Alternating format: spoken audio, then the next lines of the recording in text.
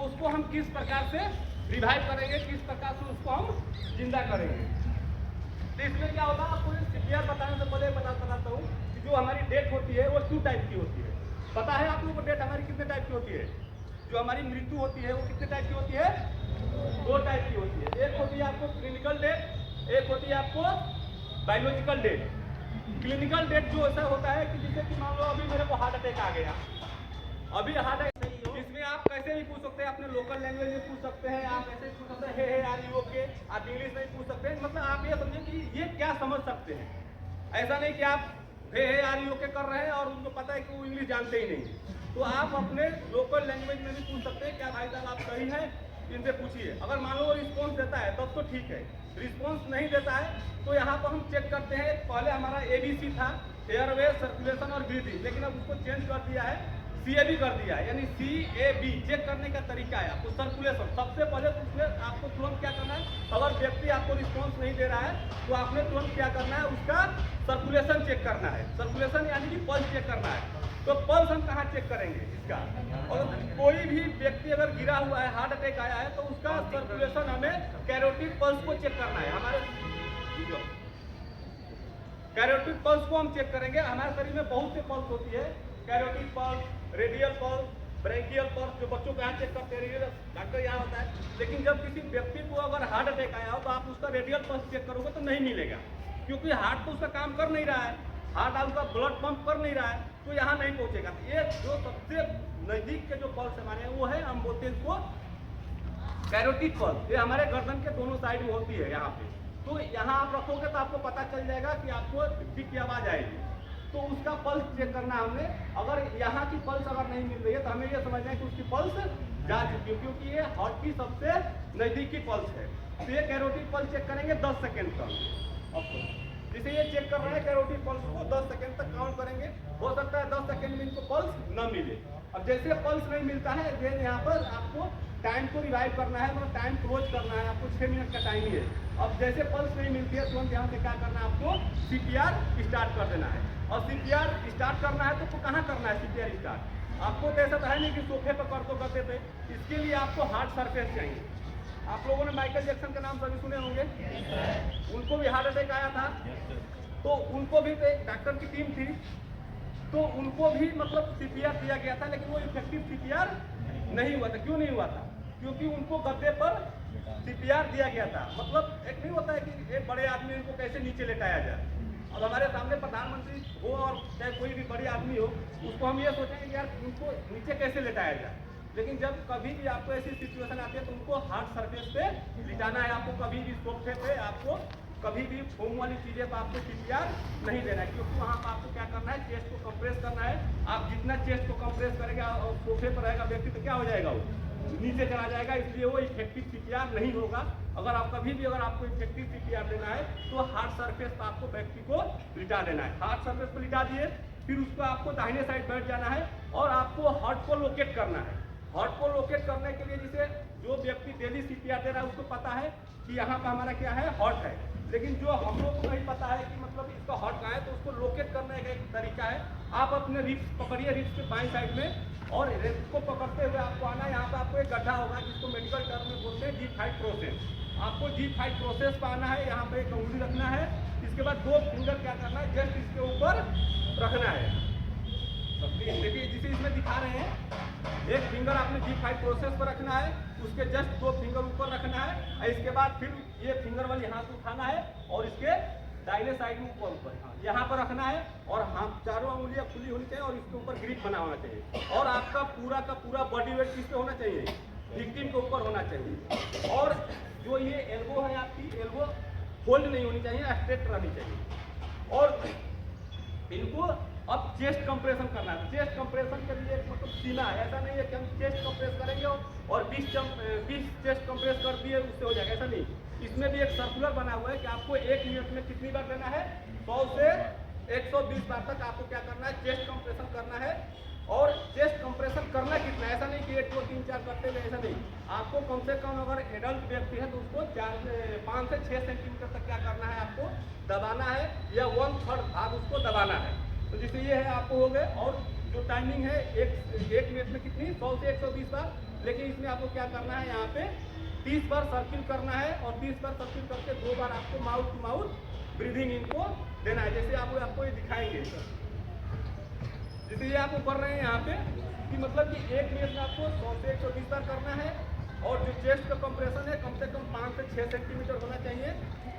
और जैसे इनका 30 पूरा होता है, 30 जिसे पूरा हो जाता है तो क्या करना है, इन्होंने इनको माउथ टू माउथ ब्रीदिंग देना है। माउथ टू माउथ ब्रीदिंग देने के लिए आप यहाँ पर मतलब प्रिकॉशन ले सकते हैं कि हो सकता है कि व्यक्ति को कोई ना कोई संक्रमण बीमारी है, तो इससे बचने के लिए आप क्या करें, आपके पास जो हंकी है, रुमाल है, उससे आप क्या कर सकते हैं, उसका इस्तेमाल कर सकते हैं। जैसे हमारे कभी भी मतलब अब एक आप करो CPR देंगे किसको नहीं, CPR दे देंगे तो उसको आप अच्छा नहीं कर रहे हैं, उसको और क्रिटिकल स्टेज में ले जा रहे हैं।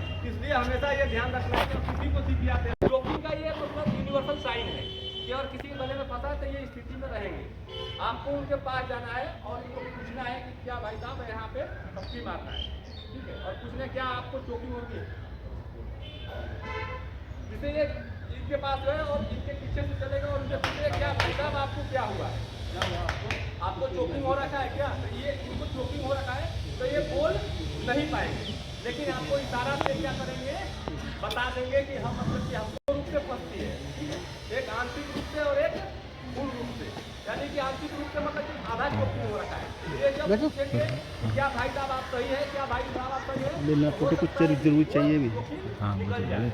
अगर हो सकता है पूर्ण रूप से फंसा हो तो वो न निकले। ये पूछते भी रहेंगे और नीचे देखते भी रहेंगे ऐसे करने क्या इनके गले से निकला या नहीं निकला। जब नहीं निकला तो ये क्या करेंगे, इनको जैसे अपना मास्टर लेग ले लेंगे, उनको दोनों पैरों के बीच में कर देंगे और फिर इनको ये दोनों हाथ छुड़ा लेंगे। ये हाथ छोड़ेंगे नहीं, तो इनको थोड़ा ये पकड़ने से आराम मिला हुआ है, फिर छोड़ेंगे नहीं, लेकिन ये छोड़ देंगे, बोलेंगे भाई साहब आप आराम करो, हम आपको निकाल देंगे, क्योंकि आपका हम निकाल देंगे, आप घबराओ मत, ऐसे पकड़ के और फिर इसको ये क्या करेंगे, इनका सीधा कर लेंगे, आपने ऊपर कर देंगे। फिर आप क्या करेंगे, इनका जो मास्टर हैंड है, उससे मास्टर हैंड से क्या करेंगे, आपको ये जो नाभि है और G5 प्रोसेस है, इन दोनों को जगह पे ऐसे रखेंगे। इसके बाद रखने के बाद इसको बीच में आएंगे, स्टर्नम पे आ जाएंगे, बिल्कुल क्या बोलते हैं पेट के बीचों बीच सीधा में आ जाएंगे। फिर यहाँ पर क्या करेंगे, अपना एक जो फिर ये अपने मास्टर हैंड में क्या करेंगे, मुट्ठी बनाएंगे ऐसे, अंगूठा अंदर से और चारों उंगलियां ऊपर से, जो ये हिस्सा है ये वाला, इसको यहाँ पे रखेंगे, तो यहाँ पे G5 प्रोसेस और नाभि के बीचों बीच आया, यहाँ पे रखेंगे और इसके ऊपर से दूसरा हाथ रखेंगे और इसके बाद ये क्या करेंगे, इसके बाद क्या करेंगे, अंदर की तरफ, अंदर इनवर्ड एंड अपवर्ड करेंगे, इनवर्ड अंदर की तरफ करेंगे और अपवर्ड करेंगे। तो क्या है कि मतलब लाइव विक्टिम के लिए नहीं किया जाता है, क्योंकि लाइव विक्टिम के लिए वैसा नहीं है, हो सकता है उल्टी हो जाए, लेकिन उस कंडीशन में अधिकतर उल्टी होती है। आपने घरों में देखे हैं बच्चे को, अपने बच्चों को बताऊंगा में आते हैं, शिशु में आते हैं, और जो 1 वर्ष से ऊपर रहते हैं, 9 वर्ष तक होते हैं, वो किसमें आते हैं, वो चाइल्ड में आते हैं, और जो 9 वर्ष से ऊपर हो जाते हैं वो किसमें आते हैं, उसमें कोई चीज़ें निकल दी जाए। अब इसको चोकिंग होता है, मान लो पहले मैं कहने ही बोला कि मम्मी क्या बोलती थी, यहाँ पे गर्दन पे सिर पे क्या करती थी मम्मी, ठोक देती थी, लेकिन इसी को थोड़ा सा मेडिकल टर्म में क्या हो रखा है, एडवांस कर रखे, तो इसको क्या करना है, बच्चों को जैसे इन्फेंट है वो छोटा है, तो उसे क्या करना है, उसके लिए क्या करना है, आपको सबसे पहले एक चेयर लेना है, चेयर ले लिए, चेयर पर आप बैठ जाइए और बच्चों को क्या करना है, अपने हैंड में रख लेना चाहिए, तो ये नीचे हैंड में रखें। फिर इसके बाद क्या करना है, उनको दोनों का जो ये माउथ है बच्चे का, उसको क्या करना है, यहाँ पर अपनी दोनों नोज ले जाओ और माउथ को खोल लो, ऐसे उंगली रख लो, ऐसे बंद ना हो। इसके बाद फिर उस बच्चों को आप जिस चेयर पर बैठे हैं, अपना पैर को थोड़ा सा 45 डिग्री पर रख लो, क्योंकि 45 डिग्री पर रखेंगे बच्चे का जो सिर है हल्का सा नीचे की तरफ आएगा, ये नीचे की तरफ आ गया, वो तो इन्फेंट है। इसके बाद क्या करेंगे, यहाँ पे 45 थोड़ा ये ऐसे नीचे हो गया। इसके बाद फिर वही मम्मी क्या करती थी, यहाँ पर मारती है, लेकिन यहाँ पे उसके बच्चे को नहीं करना है, ये दोनों रिस्ट में हल्का हल्का बस ऐसे करना है इसको, क्योंकि इन्फेंट है, 1 साल का है, कोई इसका बोन और टिश्यू जो कितना उतना विकसित नहीं है, इसको आराम से करना है। तो हो सकता है ऐसे आए और गिर जाए, फिर आप उसी हाथ आगे से पलटी कर दो, दोनों टांग उधर करो, एक टांग इधर, दोनों टांग बीच में, अपना बाजू की तरफ एक टांग इधर, हल्का सिखा दो नीचे की तरफ, हाँ पीछे से हल्का हल्का धीरे धीरे, ऐसे धीरे धीरे, हाँ धीरे धीरे एकदम धीरे धीरे, हाँ ये ठीक है। ऐसे है उसको क्या करना है हमें, सबसे पहले क्या करना है हमें ब्लड को रोकना है। तो ब्लड को रोकने के लिए 4 तरीके हैं। इसे फर्स्ट में आपको डायरेक्ट प्रेशर, आपके पास बैठ जाओ, बच्चों को लेना है, एक बच्चों को कंट्रोल करना है। तो ब्लड को कंट्रोल करने के 4 तरीके। सबसे पहले होता है हमारा डायरेक्ट प्रेशर, यानी कि जहाँ से ब्लड लॉस हो रहा है, आपको देख लेंगे कि ब्लड यहाँ से लॉस हो रहा है, तो क्या करना है आपको वहाँ पर कोई भी गोज पीस लेना है या कपड़ा लेना है, उसे क्या करना है डायरेक्ट प्रेशर दबा देना है। दबाने से सबसे पहले आपको क्या करना है कि जहाँ से ब्लड हो रहा है तो वहाँ पर हो सकता है कोई कंक्रीट पत्थर हो, तो आपको क्या करना है उसे साफ कर देना है। और साफ कैसे करना है, हमेशा घाव जो है अंदर से बाहर की तरफ करना है। जैसे यहाँ पर चोट लगी यहाँ से बाहर की तरफ कर लो, साफ कर लो बाहर की तरफ। इसके बाद जहाँ पर ब्लड आ रहा है वहाँ पर डायरेक्ट आपको क्या करना है प्रेशर करना है। तो मान लो यहाँ पे आ रहे हैं इनको, तो ये क्या कर दिए यहाँ पे डायरेक्ट प्रेशर कर दिए। अब यहाँ पे इन्होंने दबाए, फिर ब्लड बह रहा है, फिर दूसरा कपड़ा लगा लिए, फिर दूसरे मतलब गोज पीस लगा करके क्या करते फिर दबा दिए। आप लोगों के पास तो गोज पीस होगा नहीं, लेकिन जो भी उसमें कपड़ा होगा, आप रुमाल होगा, कपड़ा होगा, उससे साफ करिए, साफ होकर डायरेक्ट प्रेशर करिए। डायरेक्ट प्रेशर से अगर ब्लड नहीं रुकता है तो फिर क्या करना है आपको प्रेशर पॉइंट ढूंढना है। अगर मान लीजिए कि ये बाजू है, आपने सभी लोग देखे कि हमारा ब्लड यहाँ है, लेकिन किसी को अगर ब्लड देने गए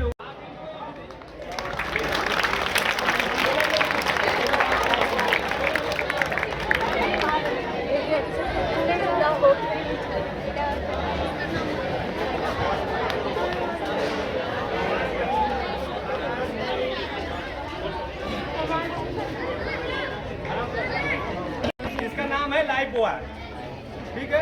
तो लाइफ बॉय है ये क्या करता है पानी में फ्लोट होता है। पानी में क्या होता है तैरता है। जब कोई भी विक्टिम अगर डूब रहा होता है तो क्या करते हैं हम उसको उसके पास फेंक करके बचाने की कोशिश करते हैं। इसका जो पानी में जो वेट सहने का जो क्षमता है 360 kg है, यानी कि 360 kg वेट को ये नीचे नहीं जाने देगा। और इसका लाइफ कोई नहीं है कि मतलब कितने घंटे तक। सभी लोग जाते होंगे बोटिंग वोटिंग करने के लिए, तो पहन रखे होंगे, सभी समर में जाएंगे, अभी समर वैकेशन होगा, सारे लोग जाएंगे करने के लिए। तो इसमें क्या है लाइफ जैकेट है ये, जो इसका वेट जो सहने का क्षमता है ये 120 kg है। 120 kg वेट को ये पानी में 72 घंटे तक डूबने नहीं देगा। ये कंपनी द्वारा टेस्टेड है कि 72 कंपनी क्या करती है कि 72 घंटे का रिस्क लेती है कि अगर 72 घंटे के अंदर कोई व्यक्ति इसमें पानी में इसमें क्या करना, आपने एक कट्टे लेना आपके घर में, टीवी फ्रिज जो आता है उसमें थर्मोकोल होता है, तो उस थर्मोकोल से क्या कर सकते हैं आप ऐसा लाइफ जैकेट बना सकते हो। ये सीखने के लिए ये भी आपको डूबने नहीं देगा। ये भी आप लगा करके पानी में इजीली तैर सकते हैं, आप बना सकते हैं इम्प्रोवाइज तरीके से। आप ये है ये भी ले सकते हैं, दही वाला है ना ये दही का टिक्का, आप ऐसे भी 2 टिक्के ले सकते हैं। आप ऐसे काम करके आप आराम से क्या कर सकते हैं पानी में एक्सटिंग्विशर, यानी कि आग बुझाने का क्या करता है काम करता है। आजकल के दिनों में क्या है आग ज़्यादा लगती है ना आजकल गर्मी के दिनों में, तो कोई बताएगा कि फायर क्या डिजास्टर है या नहीं है, बताओ। फायर डिजास्टर है, फायर हमारे लिए डिजास्टर भी है और हमारे लिए यूजफुल भी है।